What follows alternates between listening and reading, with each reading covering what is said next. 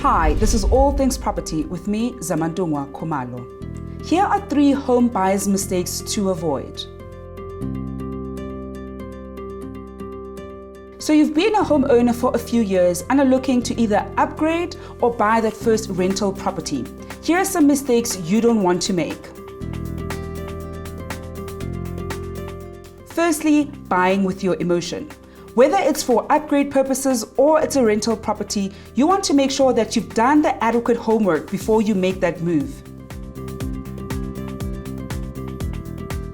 Secondly, is not keeping your family's needs in mind.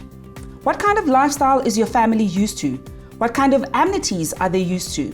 You want to make sure that you make a decision that meets all their needs. And lastly, is not doing your homework. If you're buying for rental purposes, you need to run your numbers. You need to understand all the financial implications of this new purchase. For more tips and advice on all things property, go to our blog on www.builders.co.za.